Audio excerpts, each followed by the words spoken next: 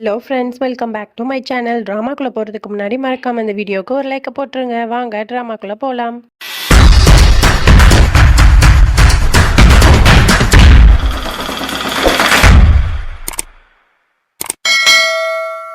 Starting சீனில் யாஷோட ஃபியான்சேவை தான் காட்டுறாங்க. அவள் பிளட் டொனேட் பண்ணலாம் அப்படிங்கிற மாதிரி ஒரு ரூம்குள்ளே போகிறா. அதை பார்த்துட்டு பயங்கரமாக ஷாக் ஆகி நிற்கிறா. அந்த இடத்துல யார் இருக்கா அப்படின்னா, தியாவோட எக்ஸ் லவரோட அக்கா இருக்கால, அவள் தான் நிற்கிறா. அவள் யார் அப்படின்னா, நம்ம யாஷ் கல்யாணம் பண்ணிக்க போகிற பொண்ணோட அம்மா. உடனே அவளை பார்த்துட்டு பயங்கரமாக டென்ஷன் ஆகிறா. ஆனால் அந்த அக்காக்காரி கிட்ட வந்துட்டு, எப்படிமா இருக்க, நல்லா இருக்கியா, நீ எப்போ இந்தியாவுக்கு வந்த, என்னையும் பார்க்க வரல அப்படிங்கிற மாதிரிலாம் கேட்குறா. உடனே பயங்கரமாக அவளை திட்டி விட்றா. உங்களுக்கு இப்போ என்ன என் மேலே புதுசாக அக்கறை வந்துச்சு, நீங்கள் யாருன்னே எனக்கு தெரியாது, நான் உங்களுக்கு பிள்ளையும் கிடையாது, நீங்க எனக்கு அம்மாவும் கிடையாது அப்படிங்கிற மாதிரி ரொம்பவே ஹார்ஷா பேசிட்டு அந்த இடத்த விட்டு வெளியே போறா. அப்ப கரெக்டா யாஷ் வந்துடுறான். என்னாச்சு, பிளட் கொடுத்துட்டியா அப்படின்னு கேட்கறான்.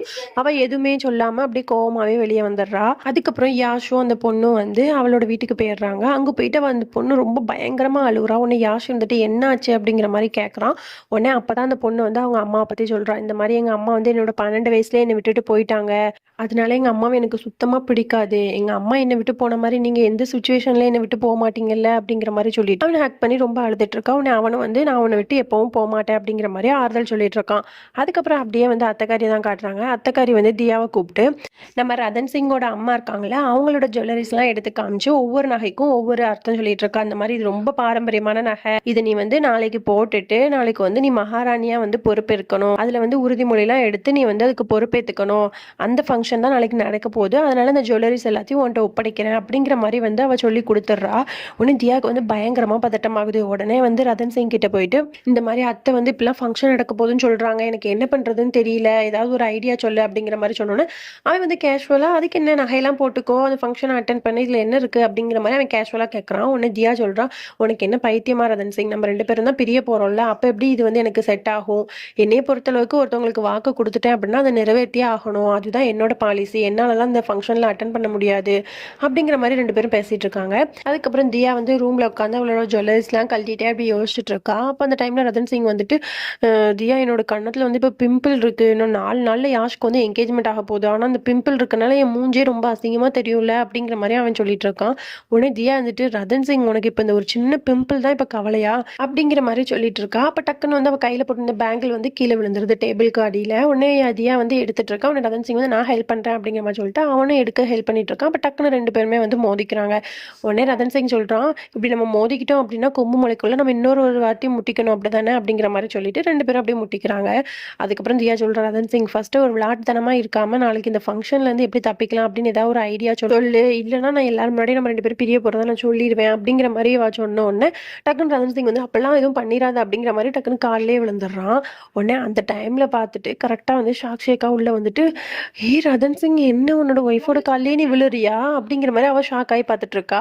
உடனே ரதன் சிங் சொல்றா, இல்லக்கா அவளோட கொலுசு அவுந்துருச்சுன்னு சொன்னா, அதை நான் மாட்டி விட்டுட்டு இருக்கேன், வேற ஒண்ணும் இல்லை அப்படிங்கிற மாதிரி சொல்லி அந்த இடத்துல சமாளிச்சிடுறாங்க. அதுக்கப்புறம் அப்படியே நைட் ஆகிருது. 2 பேருமே யோசிச்சுட்டு இருக்காங்க, என்ன பண்ணலாம் நாளைக்கு அந்த ஃபங்க்ஷனை எப்படி தடுத்து நிறுத்தலாம் அப்படிங்கிற மாதிரி யோசிச்சுட்டு இருக்காங்க. அப்ப கரெக்டா யாரோ கதவு தட்டுறாங்க.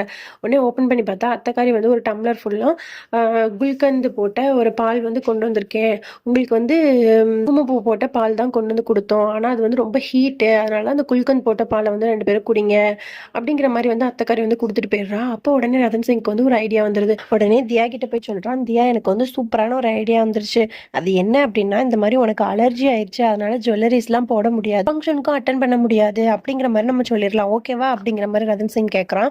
உடனே தியா எனக்கு ஒண்ணுமே புரியல ரதன் சிங் அப்படிங்கிற மாதிரி சொல்றான். உடனே அதுக்கு ரதன் சிங் சொல்றான், இந்த மாதிரி ஃபர்ஸ்ட் குங்குமப்பூ போட்ட பால் தானே இருந்துச்சு, அதை நீ குடிச்சனால உனக்கு அது செட் ஆகாம அலர்ஜி ஆயிருச்சு அப்படிங்கிற மாதிரி நம்ம சொல்லிடலாம், ஓகேவா அப்படின்னா. அப்பதான் தியாவுக்கு புரியுது. ஓகே ரதன் சிங் அப்படிங்கிற மாதிரி சொல்லிட்டு தியா தூங்க போலான்னு போறா. அப்ப டக்குன்னு ஒரு டேபிள் காலில் இடிச்சு அவ அப்படியே கீழே விழ போயிடுறா. டக்குன்னு ரதன் சிங் பிடிச்சிடுறான். அப்புறம் 2 பேரும் அப்படியே பார்த்துட்டே இருக்காங்க. உடனே ரதன் சிங் சொல்றான், எப்ப பார்த்தாலும் கீழே விழுந்துட்டே இருக்காது தியா, கவனமா போ அப்படிங்கிற மாதிரி சொல்லிடுறான். அதுக்கப்புறம் 2 பேரும் தூங்கிடுறாங்க. அதுக்கப்புறம் நெக்ஸ்ட் டே ஆயிருது. தியா ஃப்ரெஷ் அப்லாம் ஆயிட்டு உட்காந்து ரெடி ஆகிட்டு இருக்கா. அப்போ உடனே ரதன் சிங் சொல்றான், தியா உனக்கு இப்போ அலர்ஜி ஆயிடுச்சு, நம்ம எல்லாரையும் நம்ப வைக்கணும் சரியா அப்படிங்கிற மாதிரி சொல்லிட்டு குங்குமத்தெல்லாம் எடுத்து அப்படியே அவளோட கழுத்து கை எல்லா பக்கமும் அப்படியே தேய்ச்சி விட்டுட்டே இருக்கான். தியா இதை அப்படியே பார்த்துட்டு இருக்கா. அதுக்கப்புறம் கீழே இந்த ஃபங்க்ஷன் நடக்கிறதுக்காக எல்லா ஏற்பாடும் நடந்துட்டு இருக்கு. அப்ப ரதன் சிங் கீழே இறங்கி வரான். உடனே அத்தைக்காரி தியா ரெடி ஆயிட்டாளா ரதன் சிங் அப்படிங்கிற மாதிரி கேட்கறா. உடனே ரதன் சிங் இல்ல அவளுக்கு அலர்ஜி ஆயிருச்சு அப்படிங்கிற மாதிரி சொல்லிட்டு அவளையும் கூப்பிட்டு அவளோட உடம்பெல்லாம் காட்டுறாங்க. காட்டுனோனே, "ஐயய்யோ! இது எப்படி ஆச்சு?" அப்படிங்கிற மாரி அத்தைக்காரி கேட்கிறா. "இல்ல இந்த மாரி வந்து நேத்து குங்குமப்பூ போட்ட பால் குடிச்சால்ல, அது வந்து அவளுக்கு ஒத்துக்காம அலர்ஜி ஆயிருச்சு. ஆனா அவளால ஃபங்ஷன்ல வந்து கலந்துக்க முடியாது. ஏன்னா உடம்பு வந்து அவளுக்கு இப்படி இருக்குல்ல." அப்படிங்கிற மாரி ரதன் சிங் சொல்றான். உடனே அத்தைக்காரி, "ஆமாமா நம்ம ஃபங்ஷன வந்து வேற ஒரு நாள் வச்சுக்கலாம். ஒண்ணும் பிரச்சனை இல்ல. தியாவோட ஹெல்த் தான் முக்கியம்." அப்படிங்கிற மாரி சொல்லிட்டு, "தியா நீ போய் ரெஸ்ட் எடும்மா." அப்படிங்கிற மாரி சொல்லிடுறா. அதுக்கப்புறம் அத்தைக்காரி சொல்றா, அத்தைக்காரியோட தங்கச்சிய கூப்பிட்டு, "இந்த மாரி நீயும் யாஷும் போயிட்டு யாஷோட ஃபியான்சேக்கு வந்து என்கேஜ்மெண்ட் ட்ரெஸ்ஸ போய் குடுத்துட்டு வந்துருங்க. என்னால வர முடியாது. தியாவ பாத்துக்கணும் அப்படிங்கிற மாரி சொல்லிர்றா. உடனே நாங்க போயிட்டு வரோம் அப்படிங்கிற மாரி 2 பேரும் கிளம்பி போறாங்க. அதுக்கப்புறம் யாஷோட ஃபியான்சே தான் காட்டுறாங்க. அவ வந்து கல்யாணம் நடக்க போதுன்னு ரொம்ப ஹேப்பியா ஒவ்வொரு ட்ரெஸ்ஸா எடுத்து பாத்துட்டு இருக்கா. அப்போ அவங்க அம்மா வந்துட்டு இந்த ட்ரெஸ்ஸையும் நீ போட்டுக்கோ அப்படிங்கிற மாரி சொன்னோனே இவளுக்கு பயங்கரமா ஷாக் ஆகுது. நீங்க எதுக்காக இங்க வந்தீங்க? என்னோட விஷயத்துல நீங்க தலையிடாதீங்க. ஃபர்ஸ்ட் வீட்ட விட்டு வெளிய போங்க அப்படிங்கிற மாரி தொரத்திட்டு இருக்கா. உடனே அவ அம்மாக்காரி சொல்றா, இந்த மாரி நீ என்னைய அம்மா இல்லன்னு சொல்லிட்டா நான் வந்து உன்னோட அம்மா இல்லாம ஆகிருவேனா? நான் உனக்கு செய்ய வேண்டிய எல்லா கடமையும் நான் செஞ்சு தானே ஆகணும் அப்படிங்கிற மாதிரி சொல்லிட்டு இருக்கா. உடனே இவளுக்கு பயங்கரமா டென்ஷன் ஆகுது. உடனே யாஷோட ஃபியான்ஸ் என்ன பண்றா அப்படின்னா பக்கத்துல ஒரு கத்தி இருக்கும். அதை எடுத்து கையில வச்சுட்டு இப்ப நீங்க இந்த வீட்டை விட்டு வெளியே போல அப்படின்னா இங்கேயே நான் வந்து கையை அறுத்துக்குவேன் அப்படிங்கிற மாதிரி மிரட்டுறா. உடனே அவங்க அம்மாக்காரியும் பயந்துட்டு அந்த வீட்டை விட்டு வெளியே போயிடுறா. அப்ப அவ போயிட்டு கார்ல ஏறலான்னு போகும்போது கரெக்டா அந்த இடத்துக்கு அந்த அத்தைக்காரியோட தங்கச்சியும் யாஷும் வந்துடுறாங்க. உடனே வந்து அத்தைக்காரியோட தங்கச்சி சொல்றா, ரதன் சிங்கும் தியாவும் வந்து சேர்ந்து வாழ மாட்டாங்கன்னு யாரோ வந்து சொன்னாங்க. வீட்டுக்கு வந்து பார்த்தா தெரியும். அவங்க 2 பேரும் எவ்ளோ வந்து லவ்லி கப்பிள்ஸா இருக்காங்கன்னு. அப்படிங்கிற மாரி சொல்லிட்டு இருக்கா. உடனே யாஷ் சொல்றான், "வாங்க இவங்க கிட்டலாம் நம்ம ஏன் பேசணும்? நம்ம போலாம்." அப்படிங்கிற மாரி சொல்லிட்டு அவங்க அந்த இடத்த விட்டு போயிட்டு நேரா வந்து அந்த பொண்ண வந்து பார்க்க போயிடுறாங்க. போயிட்டு இந்த மாரி வந்து ட்ரெஸ் எல்லாம் குடுத்துட்டு எல்லாரும் உட்காந்து பேசிட்டு இருக்காங்க. அப்ப உடனே அத்தைக்காரியோட தங்கச்சி சொல்றா, "இந்த மாரி வந்து நல்ல விஷயத்துக்கு வந்தோம். ஆனா எங்களுக்கு ரொம்ப பிடிக்காத ஒருத்தவங்கள வந்து பார்த்துட்டு வந்துட்டோம். அப்படியே எங்களுக்கு இரிட்டேட்டா இருக்கு. ஏதாவது ஒரு ஜூஸ் போட்டு கொண்டு வாமா." அப்படின்னு சொன்னோனே அவள வந்து ஜூஸ் ப்ரிப்பேர் பண்றதுக்காக போயிடுறா. அதுக்கப்புறம் அப்படியே நம்ம தியாவே ரதன் சிங் தான் காட்டுறாங்க. தியா வந்து கண்ணாடி முன்னாடி உட்காந்துட்டு, ஐயய்யோ! இந்த அலர்ஜி வந்த மாரி நடிக்கிறத விட, எனக்கு உண்மையாவே அலர்ஜி வந்துரும் போலயே! இந்த குங்குமத்தெல்லாம் போட்டு எனக்கு ரொம்ப அரிக்குதே! அப்படிங்கிற மாரி புலம்பிட்டே இருக்கா. அங்க இருந்துட்டு தியா, தியா அப்படிங்கிற மாரி அத்தைக்காரி கூப்பிட்டுட்டே வரா. உடனே டக்குனு வந்து அவ வந்து பெட்ல வந்து அப்படியே உட்காந்துருக்கா. உடனே அத்தைக்காரி வந்துட்டு இந்த மாரி ஆயில்மெண்ட்லாம் போட்டியா? இப்போ உனக்கு ஓகேவா? அப்படிங்கிற மாரிலாம் கேட்டுட்டு அந்த இடத்த விட்டு போயிடுறா. அதுக்கப்புறம் கொஞ்ச நேரம் கழிச்சு பார்த்தா, வேலைக்காரி வந்து பயங்கரமா கத்திட்டு இருக்கா. உடனே தியா வந்துட்டு என்னாச்சு? அப்படிங்கிற மாரி போய் பார்க்குறா. பார்த்தா அத்தைக்காரி வந்து பாத்ரூம்குள்ள வந்து வழுக்கி விழுந்துட்டு பயங்கரமா கத்திட்டு இருந்திருக்கா. ஆனா உள்ளூடி தாப்பா போட்டிருக்கனால வெளிப்பக்கமா இருந்து கதவ வந்து ஓப்பன் பண்ணவே முடியல. அத்தைக்காரி வந்து கீழ விழுந்த வலியில வந்து பயங்கரமா கத்திட்டு இருக்கா. அதுக்கப்புறமா தியா வந்து அந்த கதவ எப்படியோ உடைச்சு உள்ள போய் அத்தைக்காரி வந்து தூக்குறா. பார்த்தா ரெஸ்ட் ரூம் ஃபுல்லாவே வந்து தண்ணி நெறைய கொட்டி கிடக்குது. அதுக்கப்புறமா அத்தைக்காரிய வந்து அப்படியே கை தாங்கலா கூட்டிட்டு வந்து பெட்ல உட்கார வச்சு கால்ல வந்து ஆயில்மெண்ட்லாம் போட்டு விட்டுட்டு இருக்கா.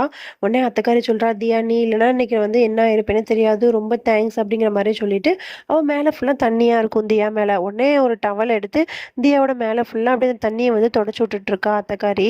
அதுக்கப்புறம் கொஞ்ச நேரம் கழிச்சு தொடச்சு விட்டுட்டே இருக்கும்போது அப்படியே அந்த டவல பார்க்குறா. பார்த்தா அது ஃபுல்லா ரெட் கலர்ல இருக்கு. உடனே அத்தைக்காரிக்கு வந்து பயங்கரமான ஷாக்கு. அப்ப இவளுக்கு அலர்ஜி இல்லையா? நம்ம கிட்ட பொய் சொல்லியிருக்காளா? அப்படிங்கிற மாரி அந்த ஷாக்ல முழிச்சுட்டே இருக்கா. ஓகே ஃப்ரெண்ட்ஸ், இதோட நம்ம இந்த பார்ட்ட முடிச்சுக்கலாம். நாளைக்கு பார்க்கலாம். பாய்.